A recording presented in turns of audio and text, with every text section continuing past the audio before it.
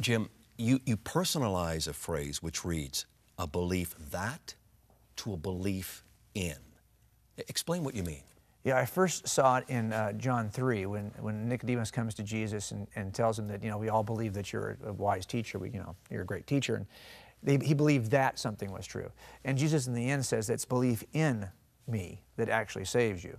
And so if you read through the entire chapter 3 of John, it's very compelling for me. And I saw it in action in my own life.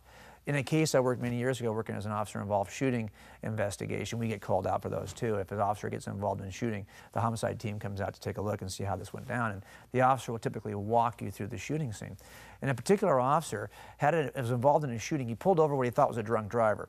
And as he got the drunk driver out of the car, it turned out to be much worse than he had at first anticipated. The driver was actually a parolee who did not want to go back to jail and was carrying a handgun in his waistband. So as he got the drunk driver out of the car and turned him around and started his field sobriety test, and the driver actually turned on him and pointed that handgun at the officer's chest. And the officer knew that he was at a critical moment, and he was behind the curve time-wise. This guy had drawn on him and was pointing that gun just a little bit further than you and I are in distance. And so for him, it was the first time he had to really make a decision. All along as young officers, we're trained that our vest will stop around. We see shoot tests, we see vests that are shot at, we can see what kinds of rounds they stop. So we believe that the vest can save us. But in that one moment, this officer had to move from belief that to belief in, because he told me, he just said, I just tensed my stomach muscles and I figured I'm just gonna take the first round. I can't do anything about this. I don't even have my hand on my gun. I'm just going to have to take this first round.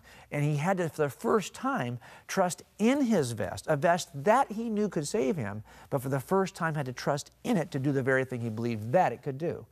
And that's when you really move. And I think for most of us as people, we don't, even as Christians, we don't go anywhere or do anything that causes us to stretch outside our comfort zone and see, is God in this? Can I trust God for this? Can I move in a way that causes me to have to trust in something? And for me, certainly, I first developed a belief that the Gospels were reliable, but that's not going to be sufficient. At some point, I've got to decide, am I willing to trust that vest with my life? Am I willing to believe, am I so convinced by this, by the sufficiency of this vest, that I'm willing to just tense my stomach muscles and take the first round? And that's what we have to do, I think, when we start to examine the Gospels. We're going to ask ourselves, is there enough good reason to believe that we can actually trust this and trust this with our lives?